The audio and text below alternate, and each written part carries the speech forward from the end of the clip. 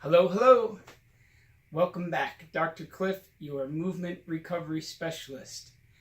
Welcome to another episode of our series, 5 Things You Need to Know. Our last one was on Parkinson's disease. If you missed that and want to check it out, I'll put a link above. Today we're going to talk about multiple sclerosis, also known as MS. MS is a chronic condition affecting over 2 million people worldwide with no cure but effective treatment to the point that most people have a normal lifespan. MS occurs when your immune system goes a little haywire and attacks its own body, damaging myelin. Myelin is a fatty substance in the body that covers the nerves both in your arms and legs and in your brain and spinal cord that let messages travel back and forth. Think of it like an electric cord, like this. The myelin is this insulation that's along the outside, and when you have MS, some of this insulation gets ripped off. It might be a little piece in the middle, or it might be the whole way down. This power cord goes to my computer. So if we took all the insulation off here and I plugged it into the wall in the computer, it probably wouldn't work so well. It might charge the computer, it might not. That's what it's like when you have MS. You know, your arm might move when you wanted to, it might not. So, let's get to the list. Things you need to know. Number 1, the symptoms vary.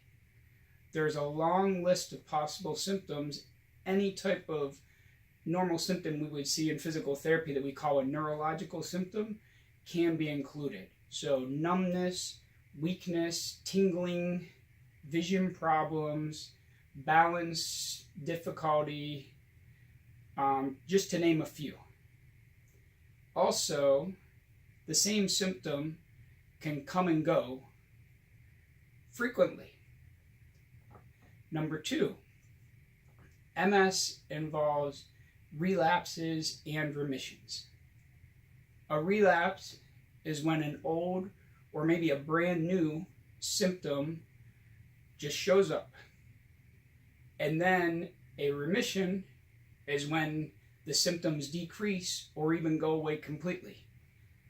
You can have a remission for weeks, months, or even years. But it doesn't mean that the MS is gone and you're cured. Number 3, there is a cognitive side to MS. The damage being done doesn't just affect the nerves in your arms or your legs, it also affects your brain.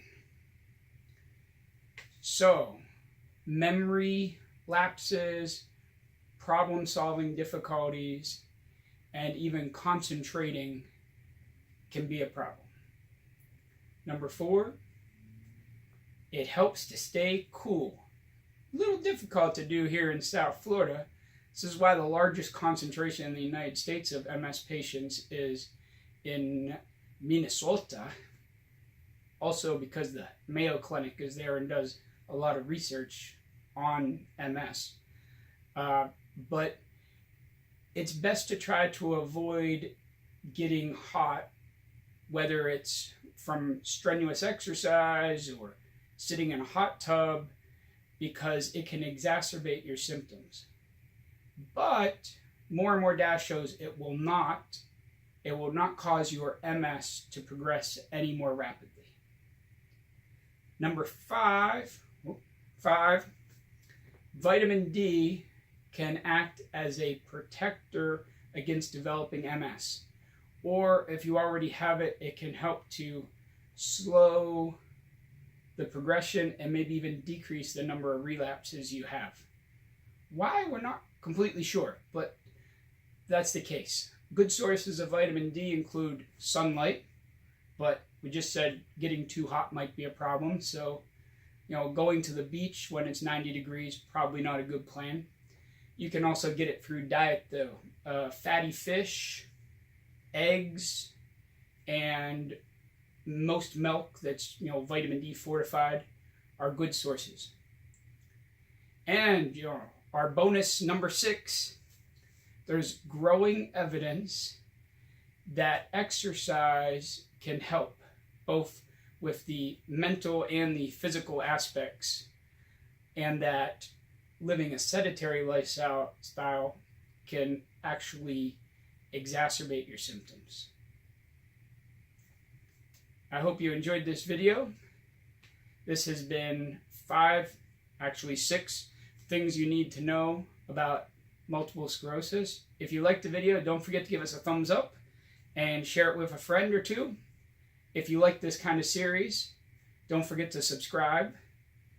And remember, life is a strength sport, so get stronger and get living.